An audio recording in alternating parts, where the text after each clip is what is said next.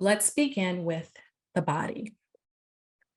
Rapid heartbeat, sweaty palms, queasy stomachs, body tension. So those are the signs or some of the signs of physical distress that many of our clients, regardless of their racial or ethnic background, will come in with. And that makes sense, right? Because we don't just think anxious thoughts, we feel anxiety. So when I work with clients, I typically, before we even get into any of the history taking, even in the first session, I typically utilize a mindfulness exercise to help ground my clients and to also begin sort of the process of teaching them how to ground themselves and settle their bodies just by experience. So I don't even really have to use a whole lot of words. They're experiencing it, right? And so I want to invite you to experience this exercise with me as well. So it usually takes about 1 to 3 minutes. And I invite you, wherever you are, if you're seated or standing, just to close your eyes if it feels comfortable, or perhaps just lower your gaze. This is a practice of centering and also just opening yourself up to mind body connection and awareness. So I invite you to drop into your bodies.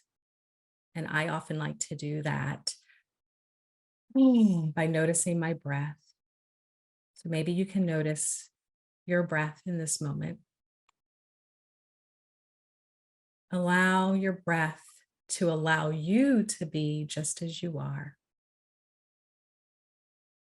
How do we sort of reoccupy our bodies during times of uncertainty and stress? Right? That's a big question. Sometimes it's helpful to just start with the breath. So I want to begin this exercise with 4 questions, and this has been adapted by Dr. Arielle Schwartz's work. She calls it, I believe, the 4-point self-awareness practice, and I've been using a version of this for a number of years. The first point is body awareness. I invite you to scan your entire body from the top of your head to the bottom of your feet with gentle awareness. What are you noticing right now? Do you notice any level of tension? Do you notice an area in your body where you feel high alert?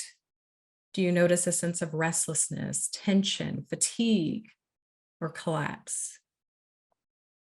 The second point, notice your breath. Are you holding your breath right now? Are you breathing just a bit more rapidly? Do you feel like you just can't catch your breath? Just notice what you notice. The third point is to notice your mind. What are the quality of your thoughts? So we're focusing on quality, not content. Do your thoughts feel quick and hard to follow? Are you having difficulty concentrating? Do you feel slow, or do your thoughts feel dull? Just notice what you notice. And the fourth point, notice your emotions.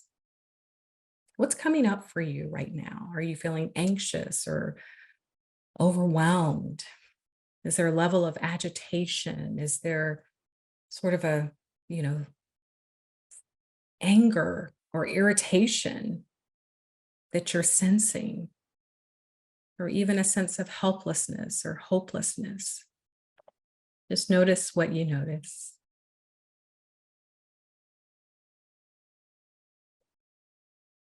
At this point, I invite you to take in a deep cleansing breath in through your nose. I'll do it with you. And then hold for a few seconds.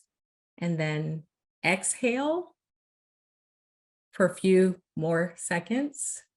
And if possible, just end the exhale with an exaggerated sigh. I'll do it with you. We'll inhale, hold for a few seconds, and then exhale, elongating the exhale.